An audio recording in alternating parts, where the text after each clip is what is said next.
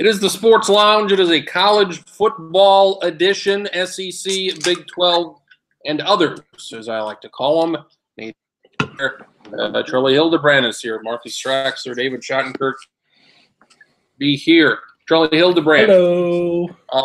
That was my quick on camera. Now we're back to Tom Selleck. There we go. Noah's picks. Who's he got to win the American? Tulsa. Who do you have? Do you have America winning the Patriot League this year? No. Oh. The AAC. Oh, the AAC. Who do you have? Do you like Temple? Don't take East Carolina. They've been bad since they fired Ruffin McNeil. East Carolina? Is he being coy? You like Colt McCoy? No? I don't know. We'll go in the American UCF, right? Get me out of here, he says. Get me the hell out of here. Central Florida. SEC, we'll preview that conference. We'll preview the Big 12.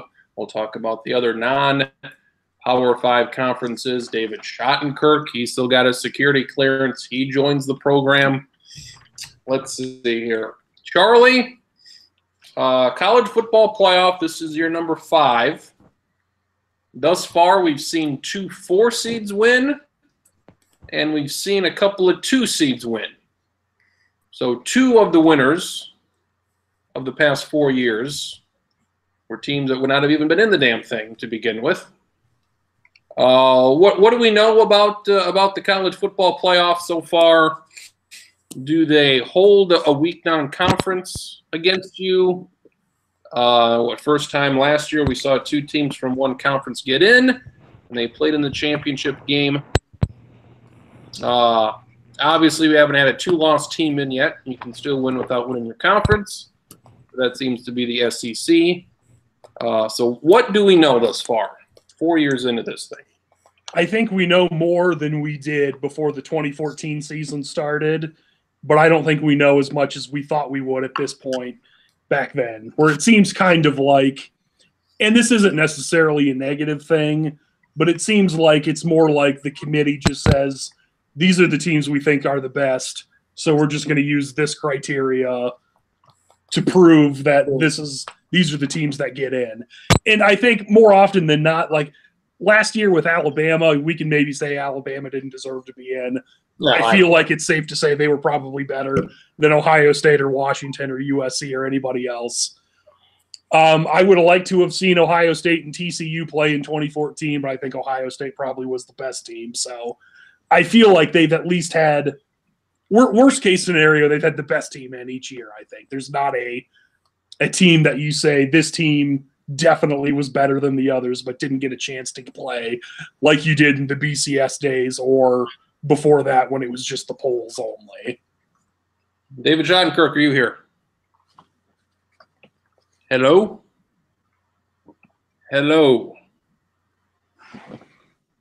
Efforting on that end. Mr. Stack in here. Mm-hmm. SEC, I don't know if I've asked this last year, but is the SEC the best conference, or do they just have like the 2 best teams every year?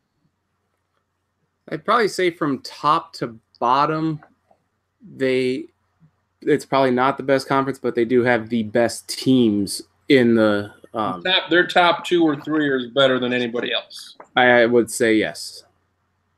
Okay. Hello? I think, or can we hear Schottenkirk? We saw him. It was muted for a time. We hear some clicking. There's some ruffling. Is that ruffling? Ruffles have. I'm starting to hear something. Something went through. Can you hear me? Yeah, we can hear you now. Oh, thank God. Took a while. There we go. Well, it's been way too long since I joined, so obviously technical difficulties to welcome myself back. Very good. I've missed your voice, Schottenkirk. I appreciate that, Charlie. Charlie, what did you have? I was just going to say, to Stacken's point, I think the SEC's had the best team. Maybe last year they had the 2 best teams. Probably. But I think the SEC is better top to bottom this year probably than they were last year because I think there were a lot of coaches that got fired that weren't very good. I don't know if Florida's going to be great. I think Florida's going to be a heck of a lot better than last year.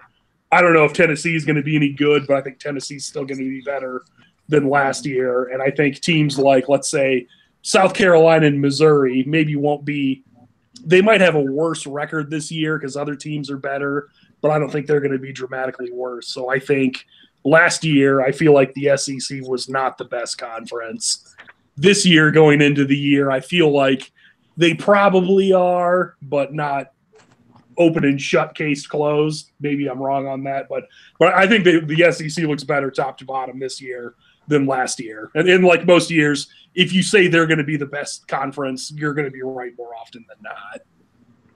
David Schottenkirk in the program here. Give me a SummerSlam preview.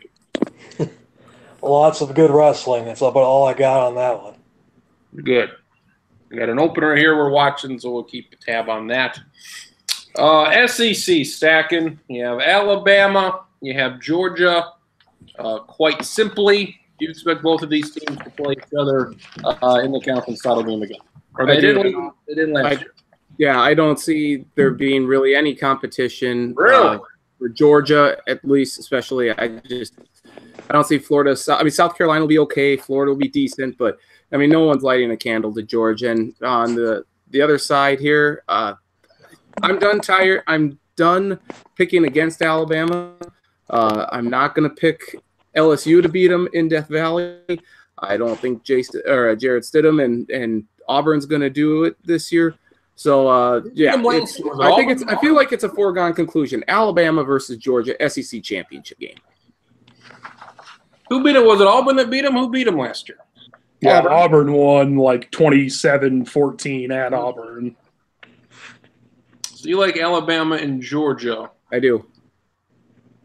Schottenkirk, is it maybe we're a year or two away from this, but is it fair to maybe think that Georgia, because of who their coach is and what they did last year, can maybe take over for Alabama or go toe-to-toe with Alabama here for a long time?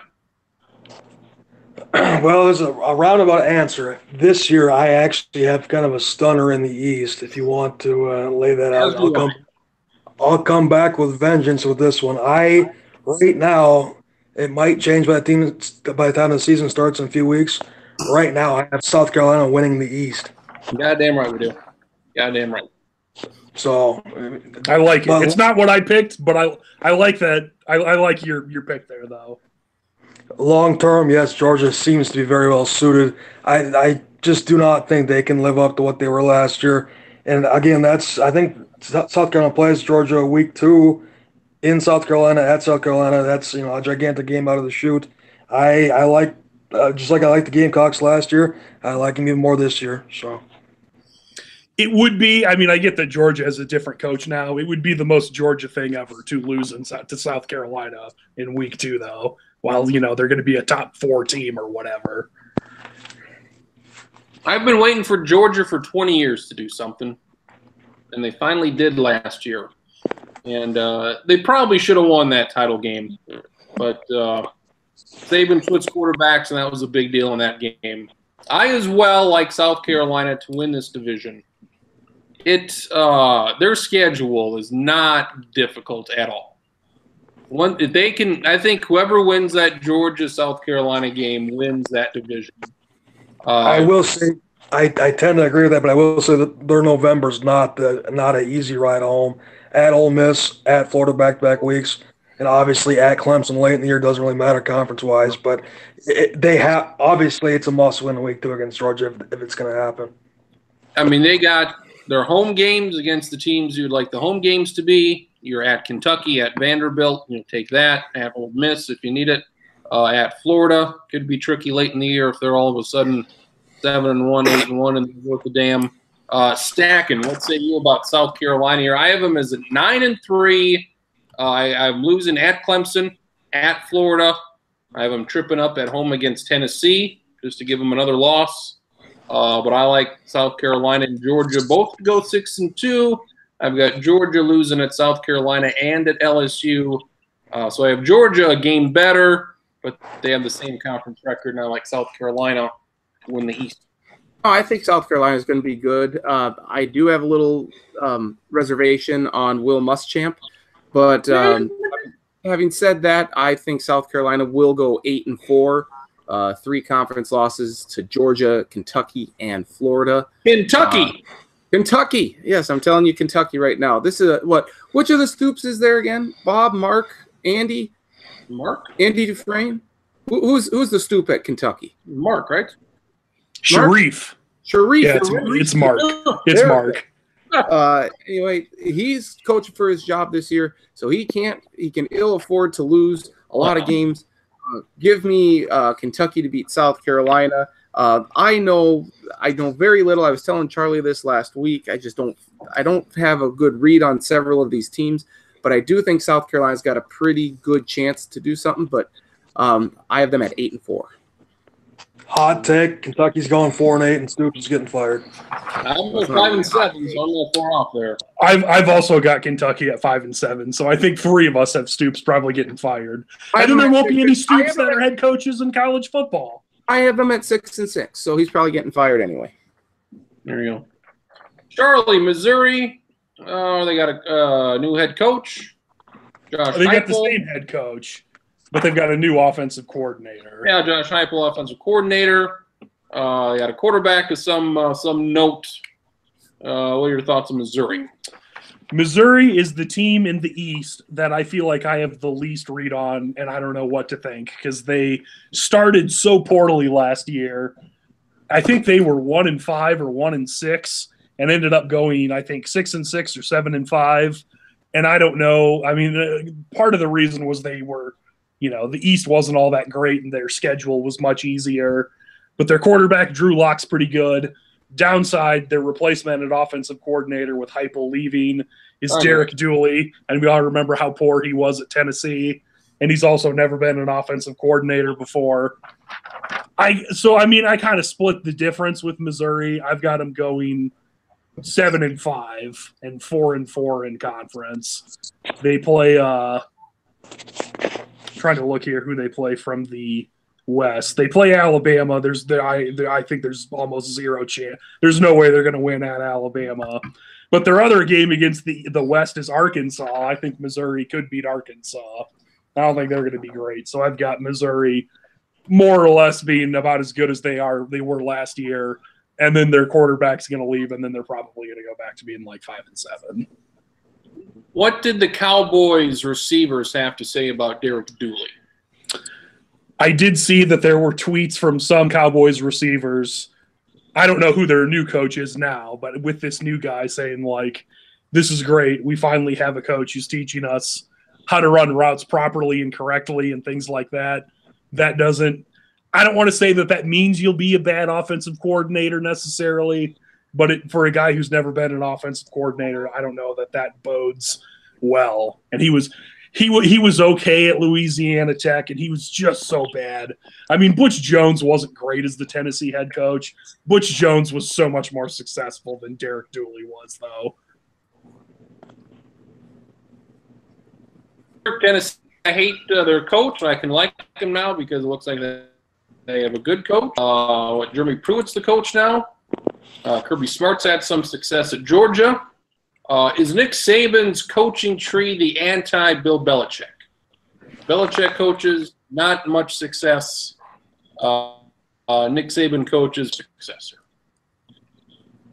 Especially if you count Mark D'Antonio, since I think he was his defensive coordinator at Michigan State. Yeah. Can we count Schottenkirk here him as a success? Still here, yep. Lane Kiffin, Yeah, can we count him as a success yet? thus far, pretty good. He's done fine. He was pretty well established before he went to Saban, so I don't know if that's exactly the coaching tree, but Yeah. Pruitt, do you like his chances of making Tennessee relevant again? Because it's been a while. well, relevance again, but 8 wins, 9 wins a year, at least vying for potential division titles. Yeah, it's going to take a while. I mean, they might be rough this year. It's going to be, but they should have no problem recruiting. They should have no problem Obviously, that fan base is just starving for a winner, but it's a process, especially obviously in the SEC.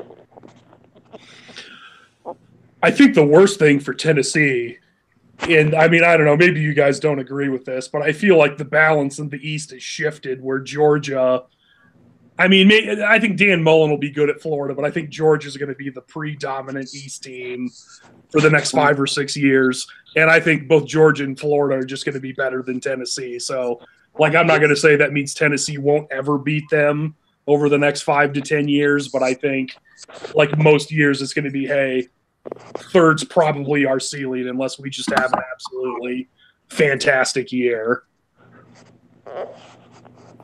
Noah Stacken? Mhm.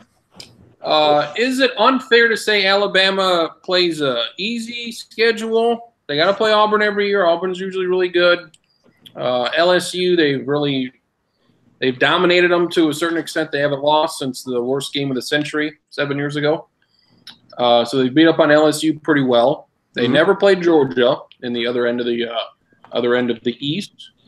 The 2 games against the East are against Tennessee and Tennessee and Missouri are the 2 Whoever East teams they play. They play Tennessee. Yeah, I mean I feel like that's got to change, but it won't. They play Georgia like once every 6 years, 7 years, which is bad. Is it unfair to say Alabama's got an easy schedule? Last year their schedule wasn't all that tough. They ended up winning the whole deal. They were really good. I don't know. But I mean, when you look at the resume of who they beat, they didn't beat Auburn, and Auburn was probably the best team they played last year. And they didn't have any win that popped out last year that says, "Wow, look at that! Alabama beat this well, they team." were supposed to. I mean, if Florida State was any worth, but they weren't any good. They weren't any good. No, I know, but I mean, you can't look at it and say that. Yeah, I mean, that was supposed to be a good opponent to open up with. Everyone was geared up for it. I feel like the Mississippi schools can give them trouble every year, like one or the other. Texas A&M has been to get there. State, no, but Ole Miss, I guess, has. All right, Chris, this is the part where I say it. I picked Alabama seems to lose 1 game every year. I picked Mississippi State to beat Alabama. That's Alabama's 1 loss. I don't. Dan Mullen never beat them, right? That's true. He never did. 80% of the reason is that Alabama plays at LSU the week before, while Mississippi State plays at Louisiana Tech the week before. So I don't know how great LSU is going to be, but I would imagine that'll be a night game. It'll be sort of a battle, and then a not 100% Alabama team will lose to Mississippi State. That's probably my most shocking SEC prediction, but I do still have Alabama winning the West. I have them losing to LSU for the first time in a long time. I think Mississippi State's the most intriguing team on this Nick side. Fitzgerald, he's a beast at QB. Nick Fitzgerald, I think they can be very good. They can maybe win 10 games if things go right, Charlie. They might have the best. I've got them going 10-2. I've got Mississippi State losing to Auburn, beating Alabama, and losing at LSU, but still finishing 3rd in the division. I have them at 8-4, but I like their offense. Old Miss might not be great, but their offense should be good. Texas A&M's got a new coach, Ottenkirk. Jimbo Fisher got a shit ton of money. Hasn't coached a game yet, but is he worth $75 million here? I mean, that's a hefty. I didn't think he would leave, but he did. And then A&M, they're trying, but I don't know. It'd be tough to be the 3rd best team. Yeah, well, especially with the schedule at Alabama, at South Carolina, at Mississippi State, at Auburn. Oh, yeah, by the way, week 2 home against Clemson. That's almost, you can pencil in 4, if not 5 losses right there. Long term, Saban leaves, Jimbo can be the guy that runs that division, but until that happens, yeah, he's going to be getting paid a lot of money to be second or 3rd best in his own division every year. We got our Coach O here stacking. Coach O with LSU. Coach O might be gone at the end of this year. Coach O. That kind of leads me into my next question here. He had Gus Malzahn, I guess, on the hot seat last year, but he's now signing an extension, so he should be fine.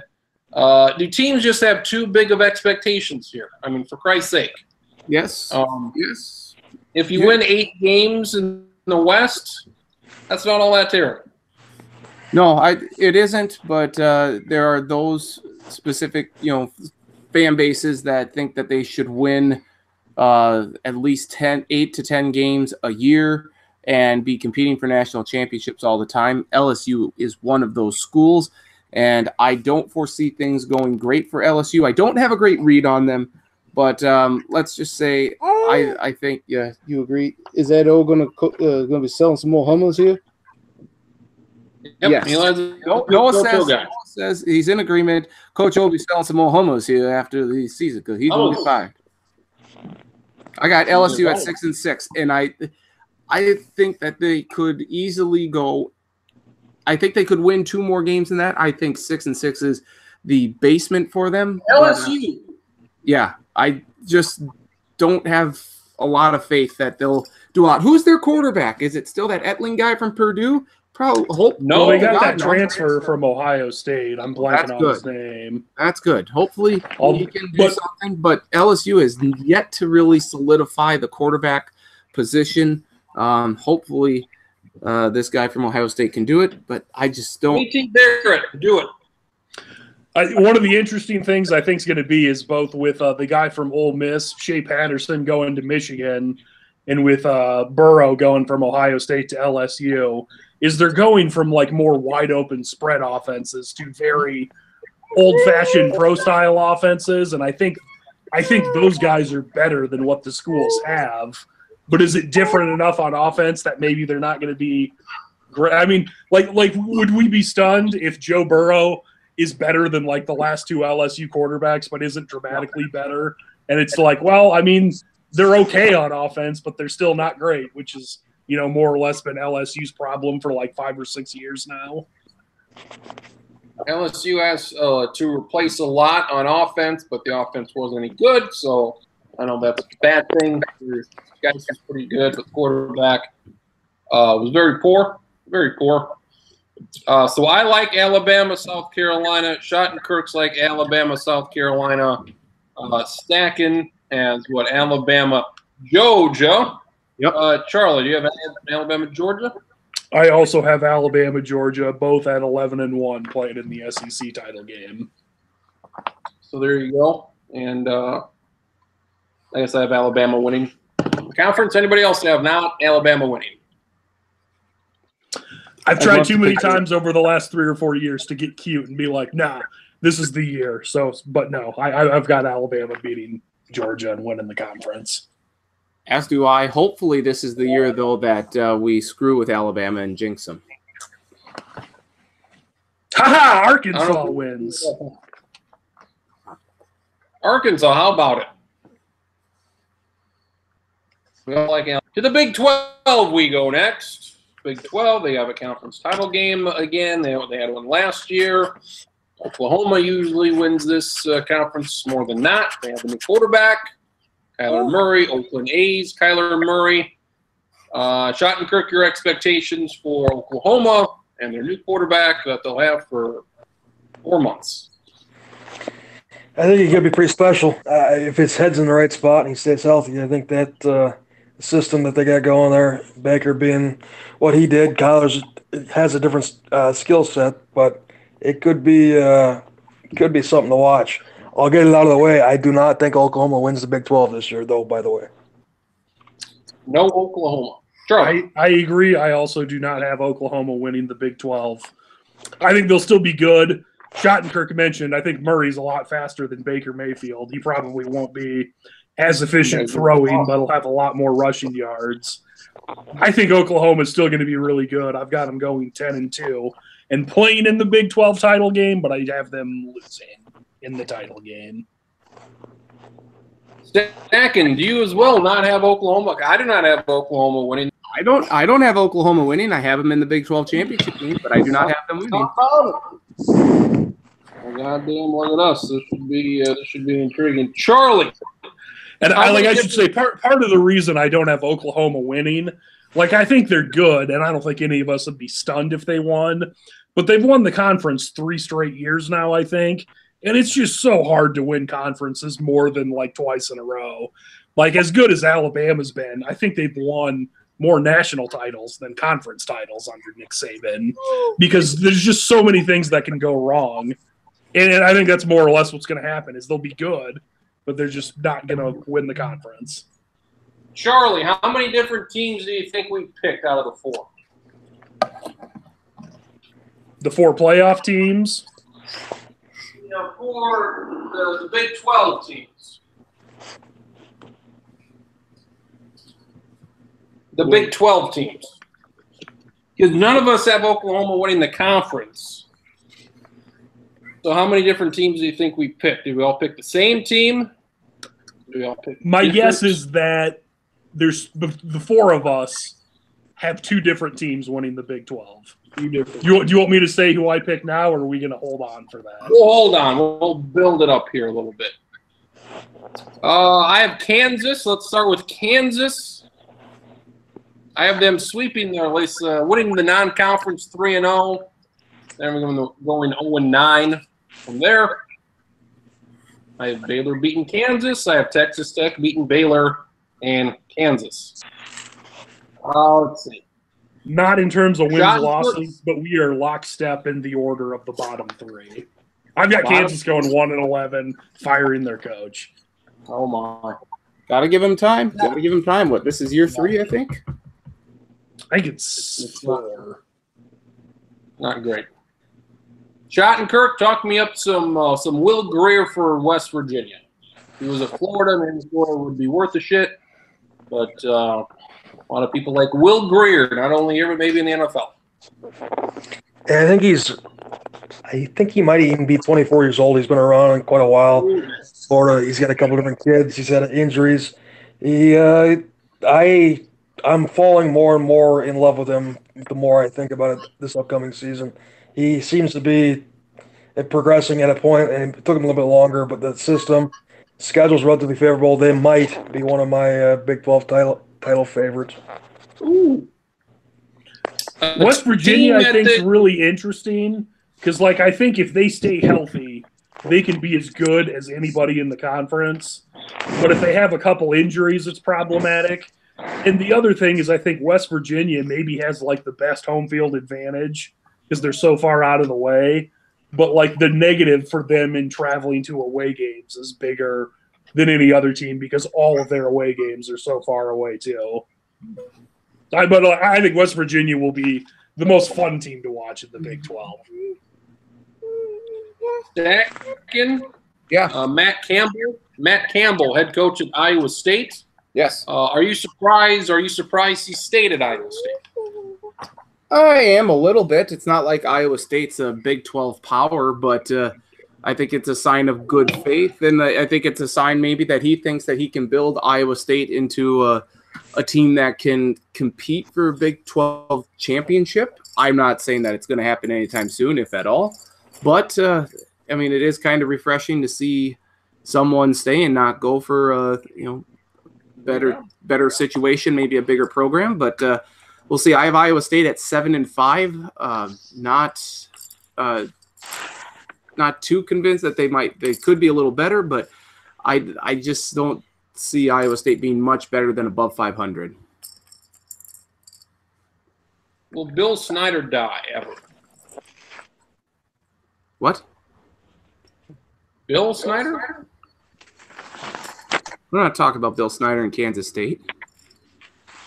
Will he ever die, I said. Oh, will he ever die? Yes, unless he found the Sorcerer's Stone. I don't believe that's or found the Fountain of Youth. I believe he will die at some point. But didn't he sign, a 4 or 5 year extension or something? Just the other week or so? Charlie, is it more surprising Matt Campbell still at Iowa State, or more surprising that Bill Snyder might be coaching 10 years after he retired the first time? I would be I think Matt Campbell still at Iowa State's more surprising. I think I think he didn't leave because I think there were a couple of really big jobs open that weren't going to go to him. That were going to go to Chip Kelly and Jimbo Fisher and stuff. And I think after a couple, 2 or 3 jobs were down, he was just going to say, well, I think I can write it out for another year or two and take a better one. So I guess I'm more like, I don't know. At this point, I think Bill Snyder's just going to coach till he dies. And every time a Texas coach gets fired, he bathes in the blood of the dead Texas coach. And that's how he stays young. And he's going to live till he's like 117. Would he be the most surprising coach in the entire country if there was some sort of scandal of some sorts at Kansas State?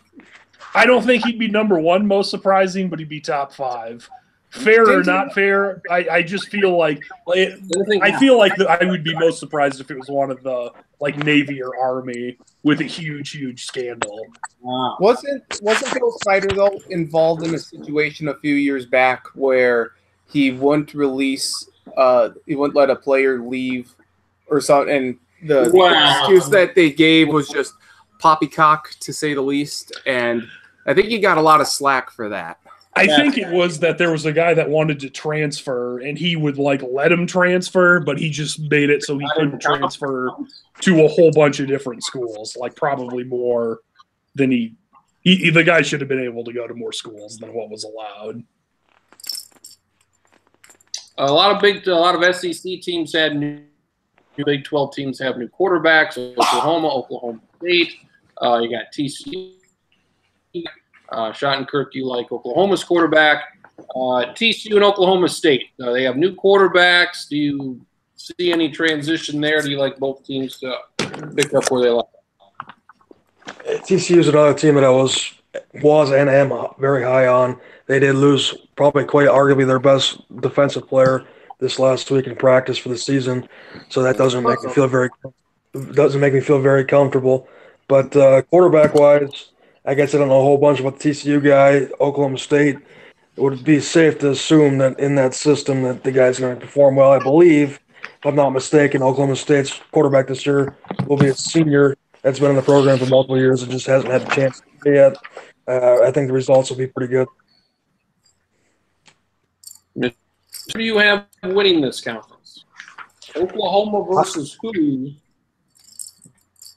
I actually, for this, Texas over West Virginia. Texas is back. And no echo. You just have them back, straight up back. Texas is back. They're going to play West Virginia in the Big 12 title game. And spoiler alert, I have Texas making my playoff. I think we go with each other's picks. Nathan Sack in Oklahoma versus who?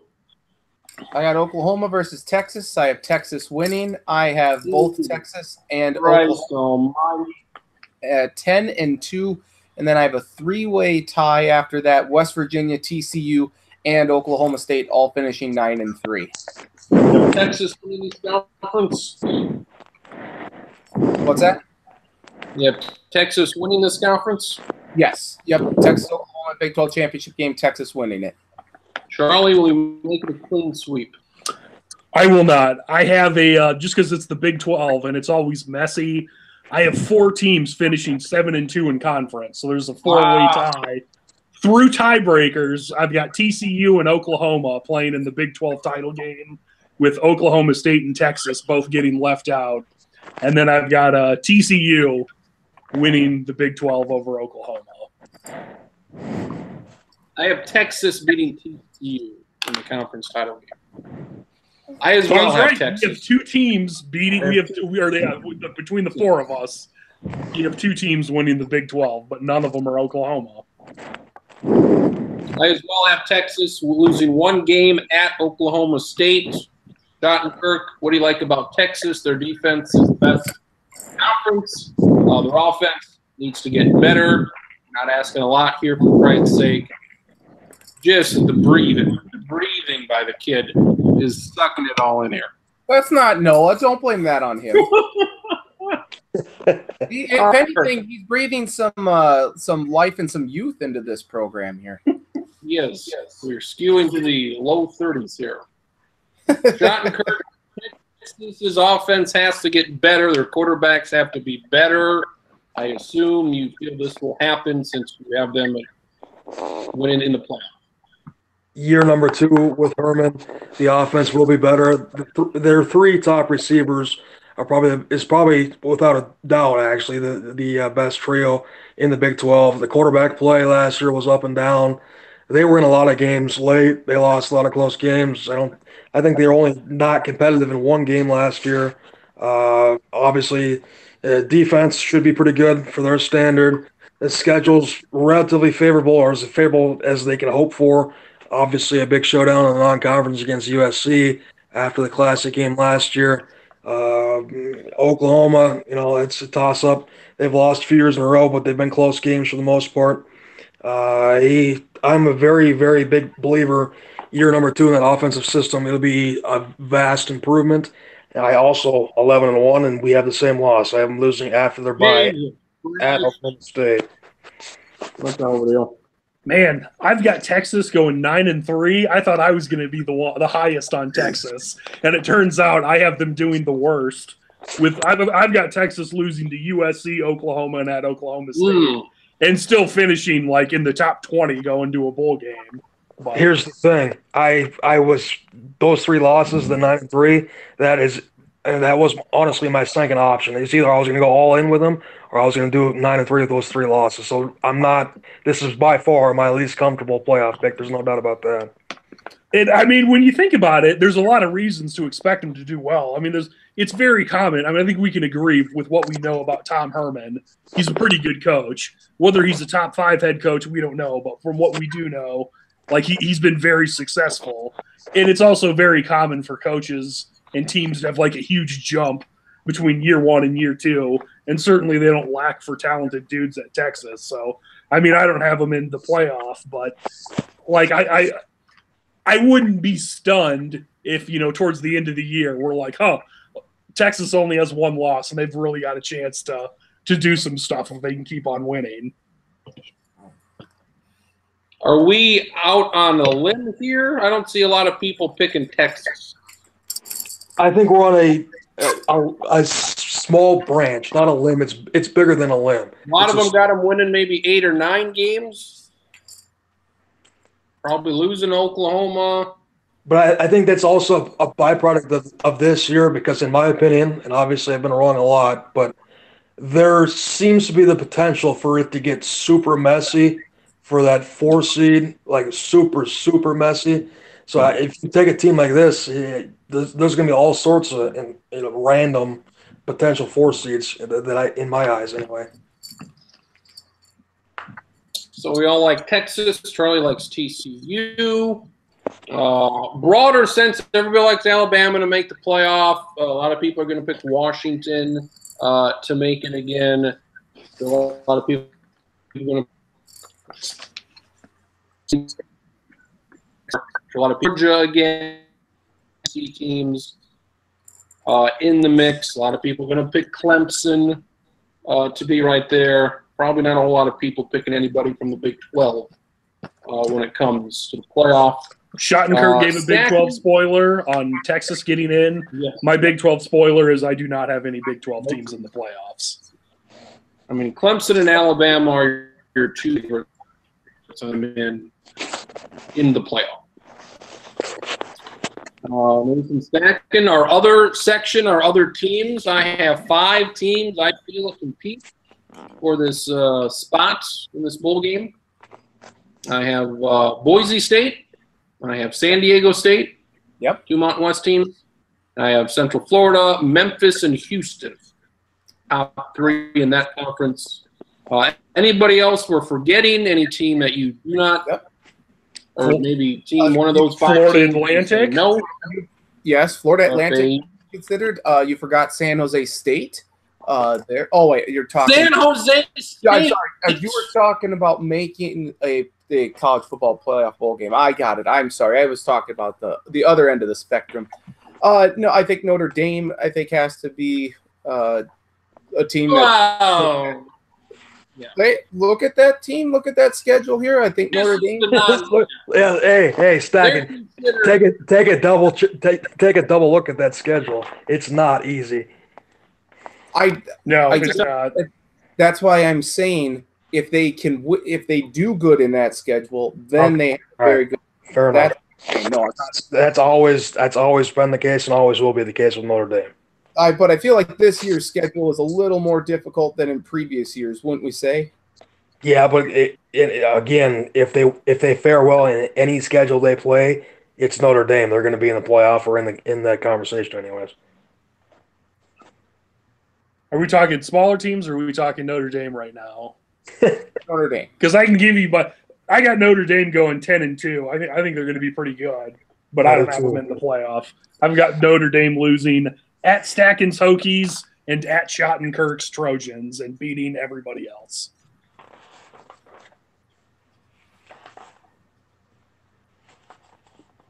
These are teams that have Boise State. We'll ever have one of these teams make the playoffs. Those difficult games at State. So have a good chance. Boise State. The other Charlie, who's your other team? I sort of caught that. You want to know who the group of 5 team I've got making a big game? We got Boise State. I do. I've got Boise State as my group of 5 team getting in. I've got Boise State going 11-1, losing to Fresno State, winning the Mountain West, and they getting into the big game. Which do I have them in? I've got Boise State. Actually, the other team I got Boise State playing Notre Dame in the Fiesta Bowl. Yeah. Yeah, I'm just coming in and out here, but I agree with Charlie. And actually, as crazy as it is, we have the exact same Fiesta Bowl. Boise State has a very good chance to run the table. I also have them losing just one game. There's a group of 5, Power 5, whatever you want to call it. It's stronger this year than I think it has been in a long, long time, maybe ever. But Boise State, as bland as it is, I think is the best of that bunch.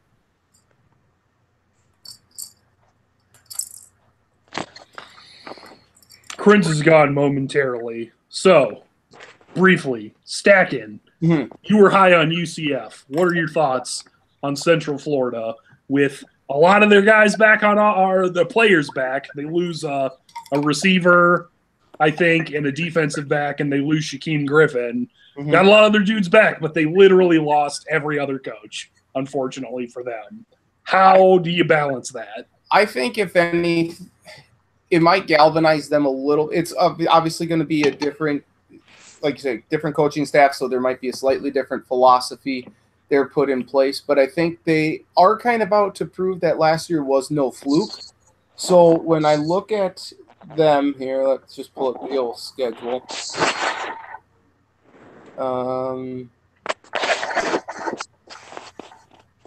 I like Central Florida to go, let's see, okay, you got, honestly, I kind of like them to go, I'll say no worse than 10-2, if not 11-1. With their only losses potentially coming at Memphis and at South Florida.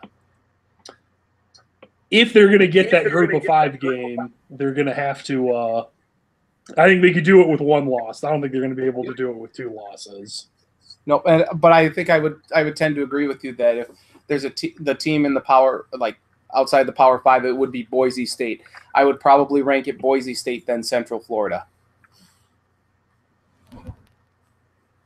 Schottenkirk, Central Florida, dream season last year. I think it's safe to assume they're probably not going to go undefeated again. What kind of expectations should UCF have going into this year? They have one more stellar year because the players aren't going to be there. The system's not the same, obviously, with the new coaching. I wouldn't say dark times, but I would say like, obviously not the riding high like they did last year. I agree with stacking. 10-2 sounds about right. If they get a break or two, 11-1's in play, and if it goes the other direction, I could see them slipping back to I say the bottom is probably 8-4. But a good story, really really fun team. I think Central Florida's still got a chance to be pretty good. I think when you're really good and the entire staff leaves, though, it puts Heupel and all the coaches he have in an incredibly difficult spot where the expectations are high. And like stacking with, or I guess I shouldn't use I could use your Gophers and my Cornhuskers. Your Gophers, their first year under PJ Fleck, the year before they won 9 games. A lot of players didn't want Tracy Clay's gone. Yep. They fall to 5-7. Nebraska, fires Bo Pelini 9-4. First year under Mike Riley, fall to 5-7. Kind of happened. I mean, Georgia's certainly good now under Kirby Smart, but they fell from I think 9 or 10 wins in Rick's last year to I think they went 8. They had to win their bowl game to go 8-5 in Kirby Smart's first year. I think when you're really good and there's no coaches left over, like it's really tough to like do the kind of tough guy act that you occasionally have to do as a coach. And like I think Central Florida is going to be good still, but I've got them going 9-3. I think part of it is just since the college football playoff started and there's that group of 5 bid, basically every year there's been one team that's been the favorite to get that bid. And usually it's the team that got it the year before. And they seem to almost always, like I don't want to say crumple, but not live up to the expectations because they've got such high hopes and everything. And I mean, I think they're going to be good, but I think, with a target on their back every week, I've got Central Florida losing to Memphis, Navy, and South Florida. I don't want to shit on the Pac-12, but last year was a bad year for the Pac-12. I'll talk about them next week. So Washington's probably the best team. We'll see what USC does. See what a team like Arizona does. You look at Central Florida, Memphis, Houston. I like that 3 there. Is that anywhere near the top 3 of the Pac-12? Is it anywhere close? That 3 collectively versus the Pac-12's top 3. Washington may be the best team of all of these teams. Schottenkirk, is there any debate about that, or is that nuts? My money, that's nuts. I mean, I guess I get the sentiment to a certain extent, but so really, you got Washington, then what? USC would be number 2, or Stanford?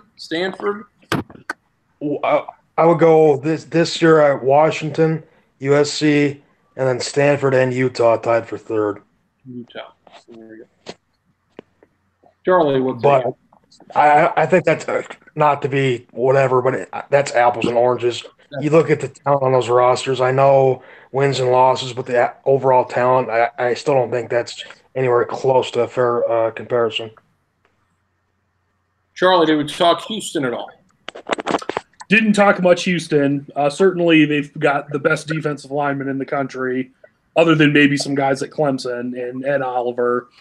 I kind of like Houston. I think they're good. I'm just not 100% convinced that Major Applewhite at this point is the guy that can do big things.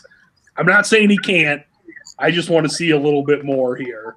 I think Houston's going to be good, but I think Memphis and Central Florida are both going to be better than Houston, and probably South Florida also. Well, maybe not South Florida. They have a game against Arizona, I think, week 2. It's a big game for them. I think it might be in Houston, maybe. Like Houston, Central Florida, Memphis. I have San Diego State. They're at Stanford. It's a big Boise State. So I've got Boise, Charlie had Boise second. What did you have? Just in looking at it, I agree. I think Boise State's the team that would get it. Schottenkirk, do you have Boise State as well, or who did you have?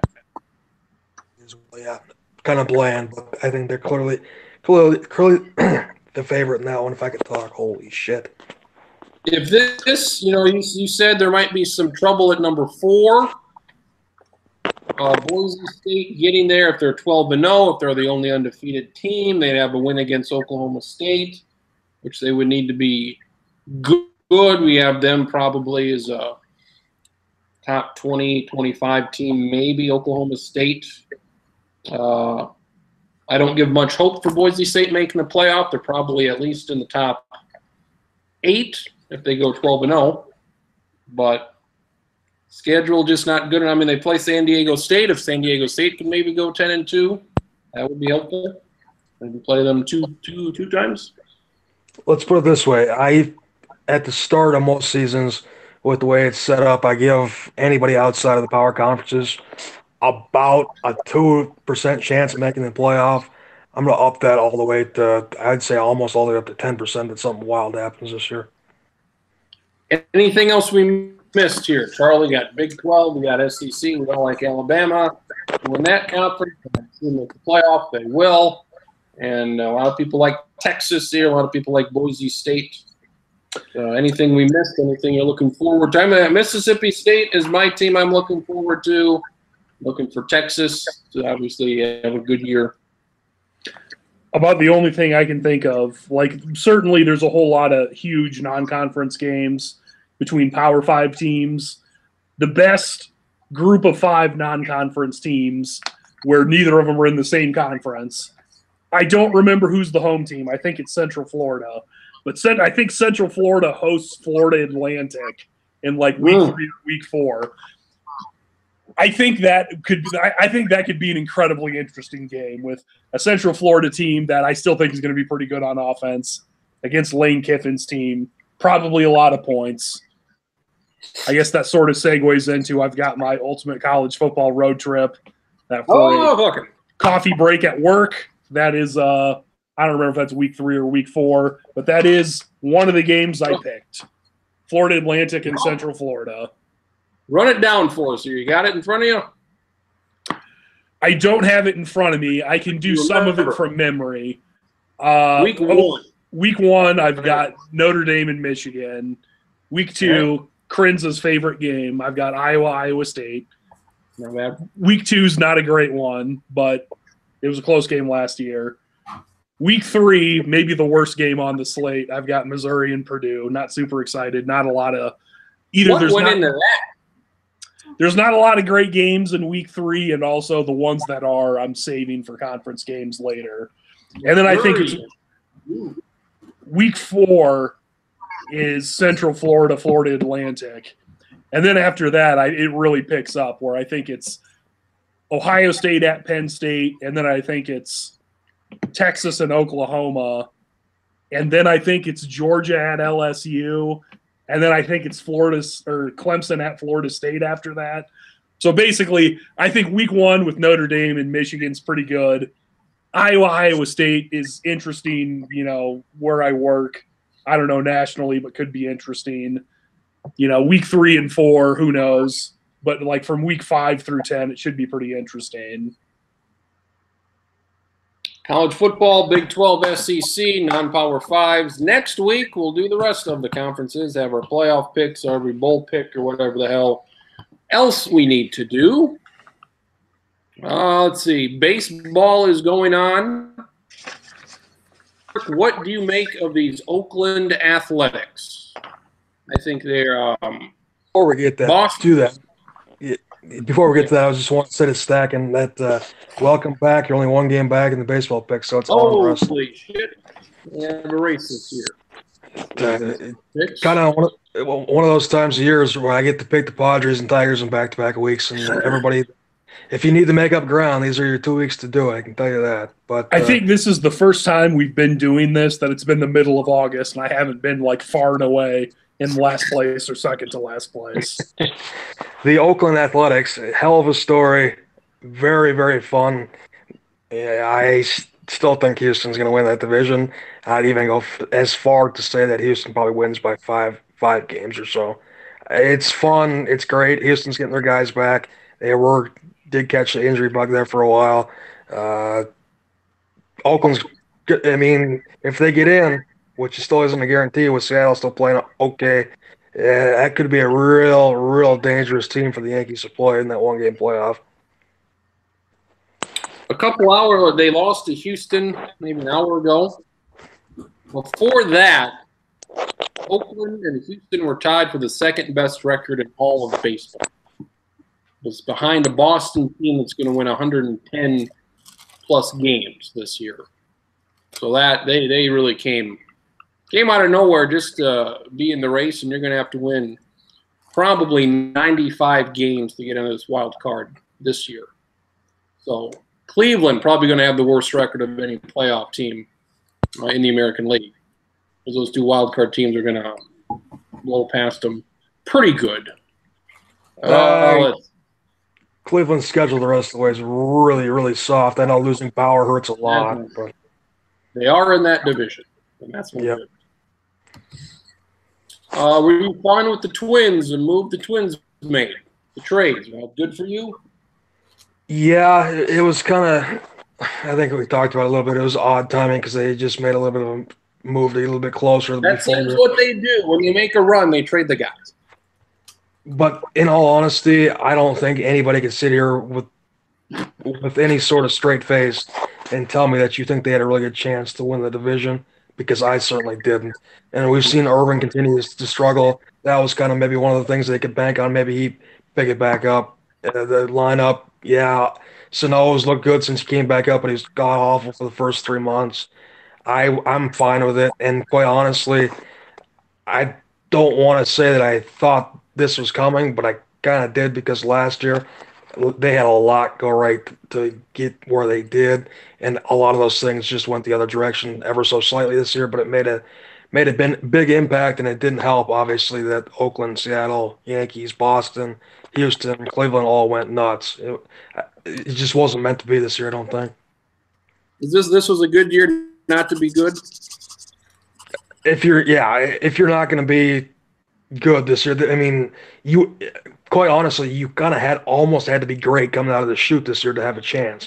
You look at these records; it's you couldn't afford a slow first month or two. That's kind of what we had. Stack, and I didn't like the second wild card, but now I do like it. But one of these AL teams would not have made it a couple of years ago. There's a shit ton of teams in the National League still around. Are you a fan? I may not be a fan of the one-game playoff, but I'm a fan that there's now 5 playoff teams instead of 4. Oh, absolutely. And I think it's going to be fun if the Yankees don't make it. I think that would be a real hoot. Just could happen. The Yankees aren't playing great here lately. They're fine. Yeah, I think they're absolutely 7 fine. up on the Mariners. It's Yankees are there. We'll see what happens. Stacking, tickle my taint, why don't you? And pick me. Now we got a party here. We got a goddamn something. Give me a National League wild card game. What do we got here? We have Atlanta and the Phillies. They're tied for the division. Yep. Loser of that is the wild card. You got the Rockies and the Brewers. They're tied for the second wild card. The Cardinals are a game back. The Dodgers are a game and a half back. You have 6 teams within 2 games. Are you asking me who I don't want to see, or who I would want the Dodgers? You don't like the Dodgers. Nope. So I don't like the Cardinals. I know you like you like the. If I'm guessing. Wow, Stacking, what do you have against the Cardinals? What'd they ever do to you? Baseball's best fans, Charlie. Baseball's best fans. Right? I guarantee dollars to donuts. You want a goddamn Milwaukee, Colorado 1-game playoff. You betcha. Screw Philadelphia. You know what? I would like to see Washington. I think Washington, Milwaukee, Washington, Colorado would be interesting. But yes, haven't we seen enough of the Nationals in the playoffs blowing it early recently? Get fucked. We've never seen them in a 1-game playoff. So let's have the Diamondbacks win the West. The Dodgers get the hell out. And ideally, let's see a Brewers Rockies, or if we have to see something, how about the Brewers win the Central, the Dodgers win the West, and we get a Diamondbacks Rockies wild card? Let's go. Let's get on board. Brewers Rockies, can we dub it the beer baseball playoff game? Yes, we can. Coors Light and Miller Lite for everyone. The always important Almond run differential. Rockies are 12 games over 500. They've been outscored by 11 runs this season. So the Colorado Rockies making things happen. Overachieving and exceeding expectations? Would be correct. Not as much as the Seattle Mariners. Seattle Mariners have been outscored by 42 runs, and yet are 17 games over. The Minnesota Twins have a run differential 20 runs better than Oakland and Seattle, and there are 11-game difference between the Twins and the Mariners. What is Minnesota's run differential? Minus 22. So it is still minus. It's not like horribly bad minus, but they are in the hole. Yeah, 5 games I guess under. at the same time, I don't know. I'm guesstimating. I haven't looked at the standings in the last few days. Where the Twins are like 14 below 500, or are they better than that now? 5. 5 below? All right. I apologize. But better. Very good at home. I knew they were below 500. I undersold them, though. Very good home team. Charlie, it appears I'm shutting the book on Washington here. They're a game under 500 yet with less than 40 to go. They just lost 2 of 3 to the Marlins at home. Yeah, that's bad. I mean, how disappointing was this entire run? We'll say they should be good for a while. We'll see where Harper goes. I got Juan Soto, a rookie who appears to be great. Scherzer still kicking here in his mid-30s. Strasburg's hurt again, which he always is. Won a playoff series, it's bad. Yeah, it's pretty underwhelming. I mean, I think even in pro sports where the expectations are higher, it's tough to say that, like, only if you win a World Series is it successful. Just win a playoff series. Jesus so, Christ. yeah, I mean, I don't want to go that far, but, yeah, I mean, to have never won a series is bad. I mean, I feel like at minimum, if you really want to be like, we were good, you don't necessarily have to win a World Series, but you probably need to make at least one. And you need 1 or 2 other years where, like, you lose in Game 7 to a walk-off triple, that if that didn't happen, you would have made the World Series again. And obviously none of those happened with the Nationals. They did not. Shattenkirk, this seems like a very good rookie class. A lot of rookies that are like 19 years old. Soto, Acuna Jr. with the Braves. You got to have Ozzie Albies. He was a rookie last year, having a good year again with the Braves. Does this seem like an exceptionally good rookie class? These kids aren't even 20 years old yet. Is one of the better ones in a long time, and it adds to the other youth, the other talented youth in the majors the last several years. We've had pretty good classes. The game is strong, the game is very young, and it's actually exciting for the first time in a long time. And there's legitimate stars in big markets, small markets that are anywhere from 19 to 23, 24, 25. So if they could start marketing these guys a little bit better, it would be great. But it's certainly a good time to be a fan. Stacking here. Stacking made his baseball picks. We'll wrap it up. Shattenkirk, Tiger Woods appears to be very good again. That was just last week, right? That was just last week, yeah. Yeah, when we record before the golf ends, I forget that it's, yeah. He made a run again. He finished alone in second. It was very exciting. A lot of people cared about it. Hopefully he wins the major next year. Big boost to golf. You got Ryder Cup coming up, so that should be interesting. He should be picked for that. I guess I probably would say I did not expect him to do this. I didn't expect him to be contending in majors, and he appears to be just as good as anybody else out there. Did you expect that? I guess it all comes down to his health. I hope the most to get back to a semi-close form to what he's at. I did not think it would be this year, especially coming off the most recent surgery. He took second at a regular PGA event in March or April, and that got my hopes up for the rest of the year. He had ups and downs for a little while. Obviously, at the Open, he had a chance, and then last week at the PGA, 2 solo seconds this year. He appears to be healthy. Obviously, he's very, very motivated to prove it to himself. And that's the biggest key. He's the most motivated person I've ever seen to prove it back to himself for an all-time great has ever been, because he wants to win again. He wants to win again in the worst way. Next year's majors, obviously, he's always going to be a factor at the Masters if he's healthy and playing anywhere near what he's capable of. That course suits him so well. The U.S. Open next year is at Pebble Beach. We know his history there. He's always going to be a factor, or should always be a factor. Most years at the Open, that's his favorite type of golf to play, and he openly said that before his performance this year at the Open, that if he were to win again another major, he thought it would be the British first, because he's always loved the thinking process that goes involved with it. He's going to win. I'm not going to guarantee a major next year. He's going to win a PGA Tour event next year or multiple. He will win another major before his career's over.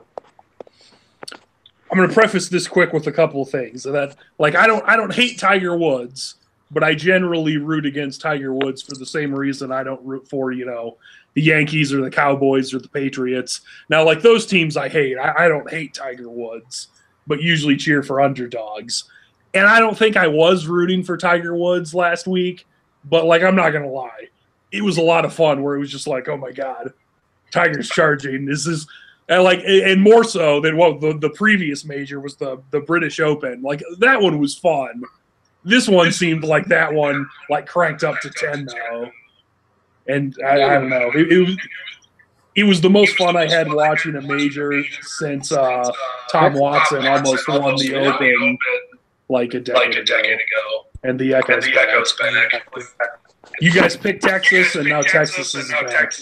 Damn near got through a whole show. There we go. Is that better? I hope so. Good. If there were no repercussions, what are the chances that Koepka's girlfriend would leave him for Tiger Woods? No repercussions on her part. Just flat out make the switch. Would she do it? Yes. You say yes? The echo's back. They're still there.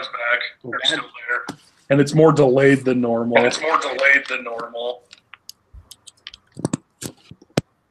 There we go. Koepka's wife / girlfriend. Better? To answer your question, yeah, echo's gone. I'd say everything you said, I'd say like 65% chance. 65%. And Schottenkirk said yes, I think. I said 100% yes. Yes. What about Koepka? He's won 2. He's won, 3 of the last 6. I don't know if he'll ever win another one. He may as well win 5 of them. Who the hell knows? He's going to win. He's going to win a lot more. Me and Stagan have had a little fun back and forth, at least fun for me. He started with this year's U.S. Open, asking if anybody remembered other than me that Koepka won it last year. Then, of course, he goes out and wins this year, and then he wins the PGA, and he holds off a charging Tiger. So, and he was trying to make the point, that, well, he hasn't won a lot, and it's true, he hasn't over here. He's won a few times in Europe, and now he's got 3 majors in the last 15 months here.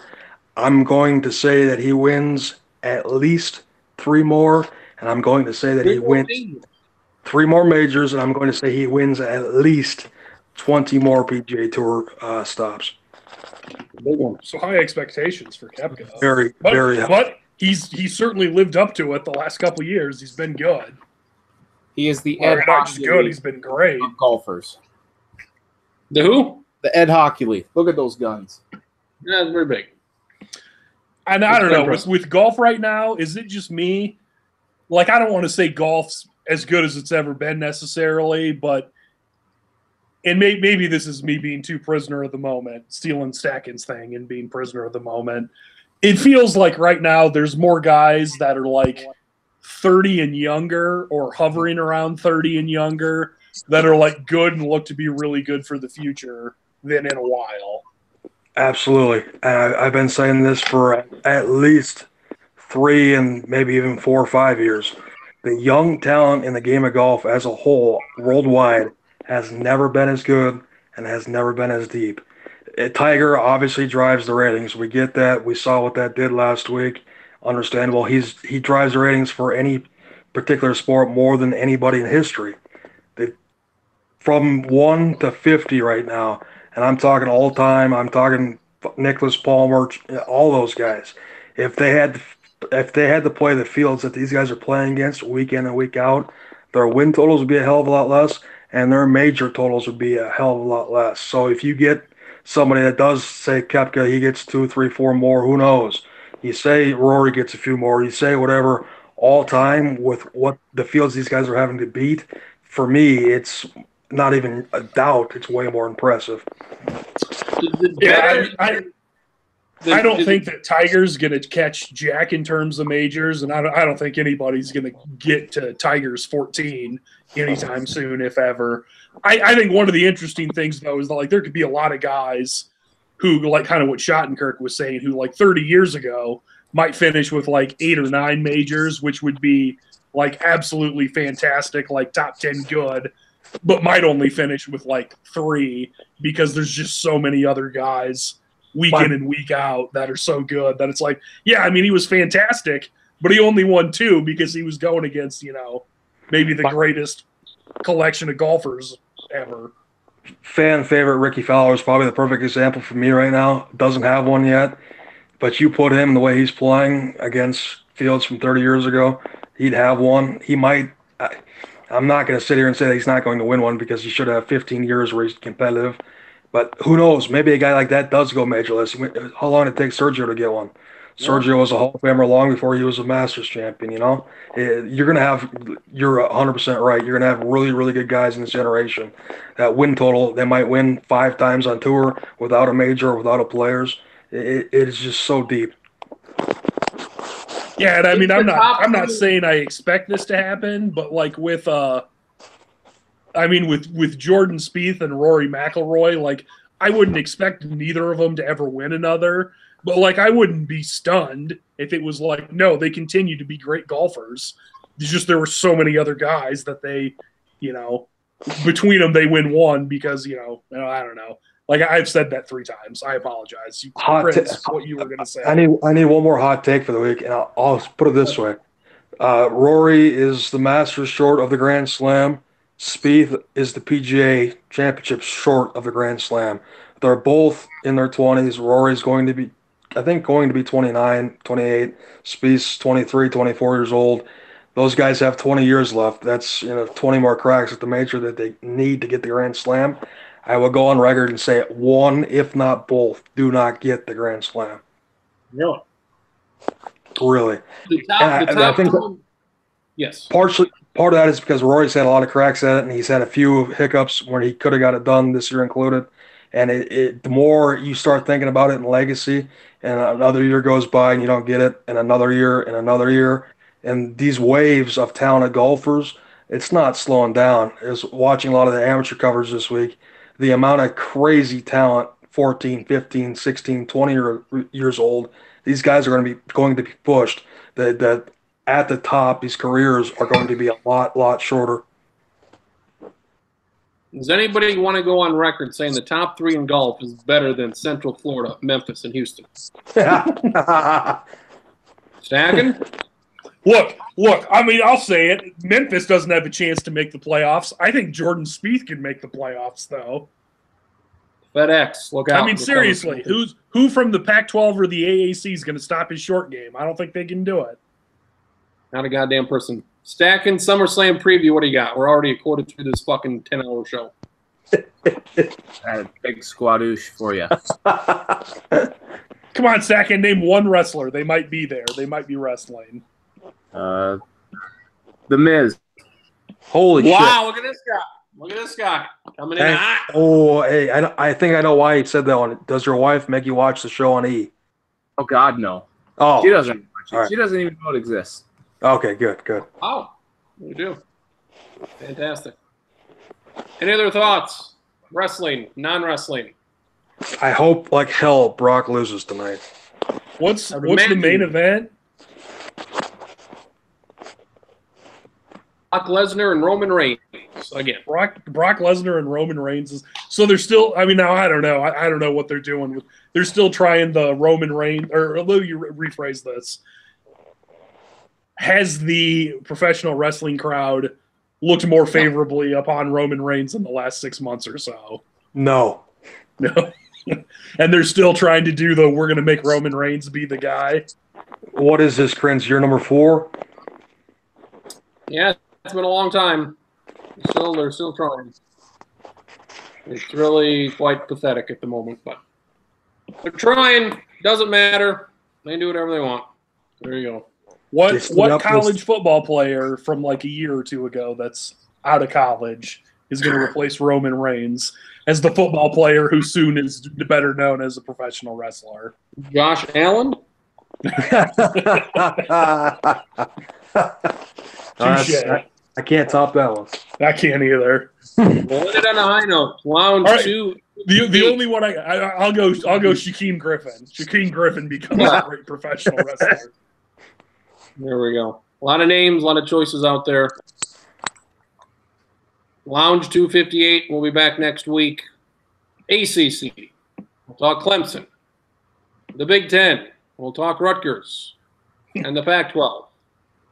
We'll talk the fucking Pac-12. Lounge 258. Stacken will see SummerSlam in the blog tomorrow, I assume. Brings a tear to our eye. The end of Brock Lesnar. So we'll see ya.